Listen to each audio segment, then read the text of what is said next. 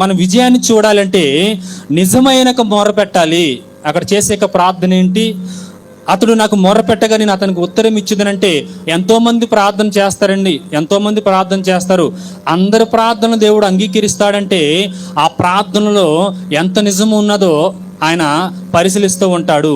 నీ జీవితంలో నిజం ఉందా ఒక్కసారి నువ్వు పరిశీలించుకోవాలి. మనము నా దేవుడు నా ప్రార్థన ఎందుకు అంగీకరించటం లేదని నువ్వు అనుకునేటప్పుడు, ఎందుకు నా దేవుడు ప్రార్థన అంగీకరించడం లేదని ఒక్కసారి ఆలోచన చేసి నా ప్రార్థనలో నిజం ఉందా లేదా అని ఒక్కసారి పరిశీలించుకోవాలి. నీ నోటి నిండా బూతులు మాట్లాడేసి ప్రార్థన చేస్తే అంగీకరిస్తాడా? నీ హృదయంలో పాపాన్ని నింపుకుని ప్రార్థన చేస్తే అంగీకరిస్తాడా? నీ జీవితం అంతా కూడా పాపంతో మలినం అంటించుకుని ప్రార్థన చేస్తే దేవుడు అంగీకరిస్తాడంటే అలాంటి ప్రార్థన దేవుడు ఎప్పుడు కూడా అంగీకరించడు. నిజం అనేది ఖచ్చితంగా కావాల్సినది. నిజము లేకపోతే కనుక దేవుడు ఆ ప్రార్థన అంగీకరించడు.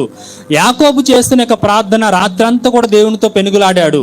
ఆ ప్రార్థనలో నిజముందో అబద్ధముందో అని ఒకసారి మనం పరిశీలించుకుంటే, ముందు ప్రారంభించాడు ప్రార్థన. యాకోబు ప్రారంభించాడు. తన యొక్క బంధువుల్ని, స్నేహితుల్ని, తన భార్యను, తన బిడ్డల్ని మీరు ముందు వెళ్ళండి, నేను వెనకాల వస్తానని చెప్పేసి ప్రార్థన ప్రారంభించాడు. అయితే ఆ ప్రార్థన ప్రారంభంలో తన పాపాన్ని ఒప్పుకుంటున్నాడు. తను చేసిన పాపములన్నీ కూడా ఒప్పుకుని నిజంలోనికి రావడానికి ప్రయత్నించాడు. మొట్టమొదటిగా ప్రార్థించిన వెంటనే దేవుడు రిజల్ట్ ఇచ్చాడంటే లేదు. ప్రార్థన చేయడం ప్రారంభించాడు. అయ్యా, నేను మోసం చేశాను, నేను నా తండ్రి దగ్గర నుంచి మోసం చేసి ఆశీర్వాదాన్ని పొందుకున్నాను. ఇలాంటి ప్రార్థన చేయటము ఏం చేశాడంటే దేవుడు ఆ యొక్క ప్రార్థనలు నిజం కనపడము గ్రహించాడు. మనం కూడా ప్రార్థన చేయాలి. ఆ ప్రార్థించినప్పుడు మనం కూడా ఒప్పుకోవలసినవన్నీ కూడా ఏం చేయాలి? ఒప్పుకుని దేవునికి పాదాల దగ్గర మనం పెట్టినప్పుడు ఏమవుతుందంటే ఆ నిజం కనపడుతుంది. నువ్వు పాపాన్ని ఒప్పుకోలేనప్పుడు, నీలో ఉన్న మాలిన్యం నీ హృదయంలో ఉంచుకున్నప్పుడు నువ్వు చేసే ప్రార్థన దేవుడు అంగీకరించడు. నీకు సమాధానం ఎంత మాత్రం కూడా రాదని బైబిల్ చెప్తూ ఉంది. నేను చేస్తున్న ప్రార్థనకి సమాధానం రావటం లేదంటే నువ్వు పరిశీలించుకోవాలని ఈరోజు బైబిల్ మనతో మాట్లాడుతూ ఉంది. అతడు మొరపెట్టగా నేను అతనికి ఉత్తరం ఇచ్చేదనంటే అతని యొక్క మొరలు ఏముంది అంటే నిజం ఉంది. అతని యొక్క మొరలు ఏముందంటే యథార్థత ఉంది. కాబట్టి ప్రతి విషయం కూడా దేవుని పైన మనం ఆడుకోవడము మనం నేర్చుకోవాలి. శ్రమల్లో పడిపోయిన తర్వాత మనం ప్రార్థించకూడదు. శ్రమల్లో పడకముందు మనం ప్రార్థించడం నేర్చుకోవాలి. బైబిల్ చెప్తుంది కదా, శ్రమల్లో పడిపోకముందు మీరు ఏం చేయాలి? ప్రార్థించండి అని దైవలేఖనం మనకి సెలవిస్తుంది. రెండవదిగా మనం చూస్తే శ్రమల్లో నేను అతనికి తోడయ్యుందును. ఎంత అద్భుతమైన మాట ఇది. శ్రమల్లో అతను మనకి ఏమై ఉంటాడు? తోడై ఉంటాడు. ఎవరు కూడా మనకి తోడుగా రారండి, ఎవరు కూడా మనకు తోడుగా రారు. అలా మనం భ్రమిస్తే అది తప్పే అవుతుంది.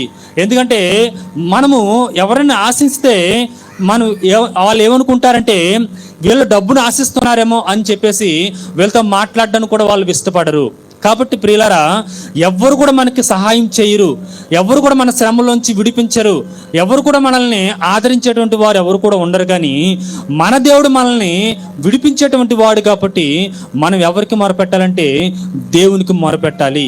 మనం శ్రమల్లో ఉన్నప్పుడు, మన బాధల్లో ఉన్నప్పుడు మనం ఏం చేయాలంటే కుటుంబం అంతా కూడా దగ్గర పిలుచుకుని కుటుంబ ప్రార్థన చేయడం మనం నేర్చుకోవాలి.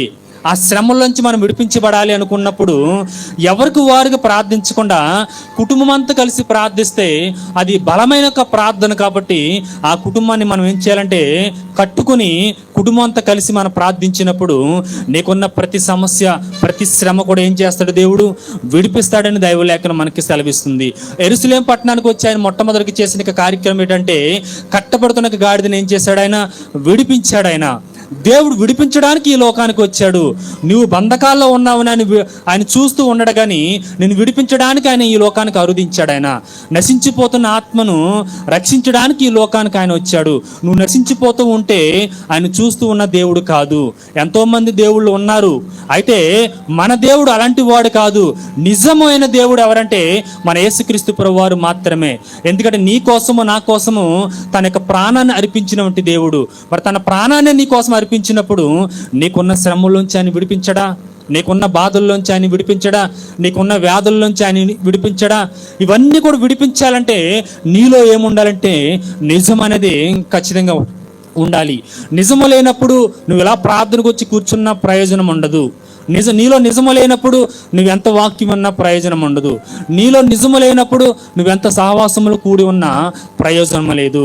నిజం అనేది నీలో ఖచ్చితంగా ఉండాలి. దైవ సేవకులు ప్రార్థనకు రాలేదమ్మా అంటే ఎన్నో అబద్ధపు మాటలు మనం మాట్లాడుతూ ఉంటాము. అమ్మ గత వారంలో ప్రార్థన ఎందుకు రాలేదంటే ఎన్నో మాటలు మనం మాట్లాడుతూ ఉంటాము. అది కాదండి మనకు కావాల్సింది.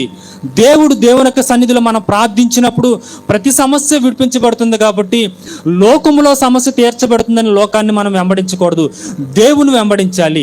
నీ శారీరకమైన బలహీనత ఉంటే కనుక దేవుని యొక్క సన్నిధికి రా. నీ యొక్క కుటుంబంలో సమస్యలు ఉంటే కనుక దేవుని యొక్క సన్నిధికి రా. నీకు ఇబ్బందులు ఉంటే కనుక దేవుని యొక్క సన్నిధికి రా. దేవుని యొక్క సన్నిధిలోనే నీకు సమాధానం దొరుకుతుంది, కానీ మరెక్కడ కూడా నీకు సమాధానము దొరకదు ప్రియులారా. అది మటుకు జ్ఞాపకం చేసుకుందాం. మనము మన ప్రార్థనకి సమాధానము రావటం లేదంటే మన ప్రార్థనలో నిజము లేదని గుర్తించాలి. మనము దేవుడు నీ ప్రార్థన నిజం ఉంటే కనుక ఖచ్చితంగా నీకు సమాధానం వస్తుంది.